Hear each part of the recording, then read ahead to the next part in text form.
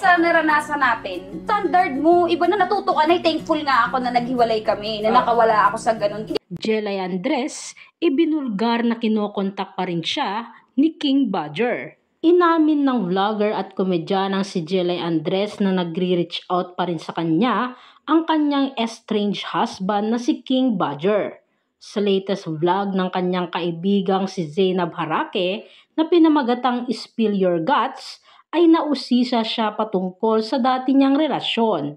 Kailan ka huling minessage ng ex mo? Tanong ni Zainab kay Jelay.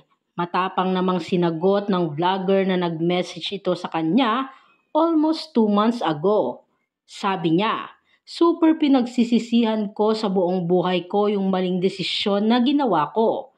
Everyday, pinagpe-pray ko kay God na maging mas better ako, hindi para sa ibang tao, para sa'yo. Hindi ka mapapalitan ng kahit sino. Pagbabahagi ni Jelay. Bagamat walang binanggit na pangalan, ay aware naman ang lahat na ang huling relasyon niya ay sa asawang si King Badger o si John Gutierrez na isa sa mga miyembro ng ex-batalyon. Bilang patunay na totoo ang kanyang sinasabi, ay handa pa ang vlogger na ipakita ang screenshot ng mensahe sa kanya ng estranged husband. Dagdag pa ni Jelay, totoo pala yung masusuka kang literal kasi ako, sorry ha, sorry talaga, pero nangyari kasi to.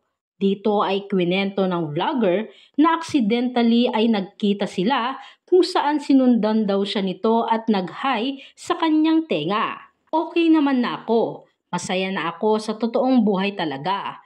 Thankful talaga ako kay God na naghiwalay kami. Sabi ko lang sa kanya. Ngumiti ng pilit, lahad ni Jelay. Pagpapatuloy pa niya, naalala ko yung ginawa niya. Habang nagdadrive ako, sumusuka ako. Hindi pa ako nagbre-breakfast. Tubig yung sinusuka ko. Totoo pala be na masusuka ka. Nasuka talaga ako literal. Sumuka talaga ako. Chika pa ni Jelay, wala na siyang nararamdamang galit sa kanyang estranged husband kahit pa makita niya ito ng personal. Kapag nakikita ko siya, okay na. Kasi super thankful ako talaga. Gusto ko pa rin maging successful ka. Umayos yung buhay mo. Dumating na sa ganon. Say niya. Noong February 2023 lang nang aminin ni John na mahal pa rin niya si Jelay sa kabila ng mga nangyari sa kanilang relasyon.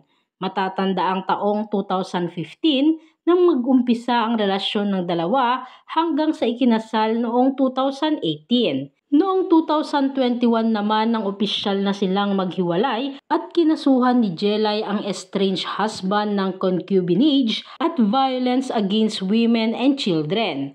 Dahil sa kasong pakikiapid ng nagkaroon umano ng relasyon ang rapper sa ibang babae.